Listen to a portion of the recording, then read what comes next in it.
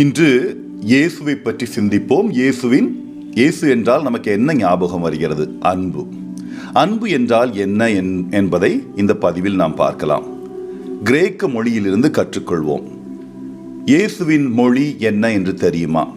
நமது மொழி தமிழோ ஜெர்மனோ ஏதாவது ஒரு மொழியாக இருக்கிறது.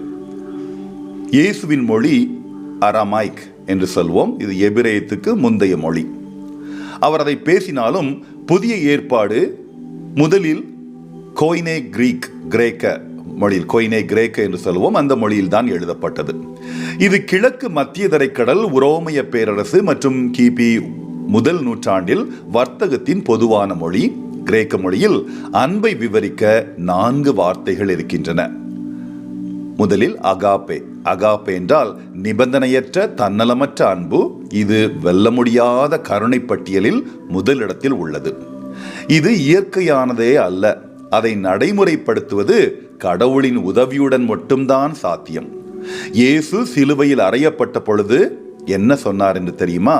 தந்தையே, இவர்களை மன்னியும், ஏனெனில் தாங்கள் செய்வது என்னவென்று இவர்களுக்கு தெரியவில்லை. அப்படிப்பட்ட இறை அன்பு, மன்னிக்கக்கூடிய அன்பு. சிலர் என்னிடம் கூறினார்கள், இயேசுவால் மட்டும்தான் இந்த அகாப்பையை செய்ய முடியும் என்று. முதல் கிறிஸ்தவ தியாகியான ஸ்தேவானை பற்றி உங்களுக்கு தெரியுமா? அவர் என்ன செய்தார் தெரியுமா? தன் கொலையாளிகளுக்காகவும் ஜெபித்தார். எனவே அகாப்பே அன்பு என்பது ஒரு உணர்வு என்று சொல்ல முடியாது. இது ஒரு தேர்வு, கிறிஸ்துவின் தேர்வு என்று சொல்லலாம். மிகவும் கடினமான விஷயம்தான், ஆனால் முயற்சி செய்ய வேண்டும். இயேசு அவர்களுக்காக இறக்கும் அளவுக்கு அவர்களை நேசித்ததால், அவர்களும் தம் கடவுளின் குழந்தைகள் என்பதால் நாம் நம் எதிரிகளை நேசிக்க தேர்வு செய்கிறோம். ஸ்டோர்க் என்பது குடும்ப உறுப்பினர்கள் மீதான பாசம் அல்லது இயற்கை அன்பு. பிலியா என்பது நட்பை குறிக்கிறது, நெருங்கிய நண்பர்களின் அன்பு.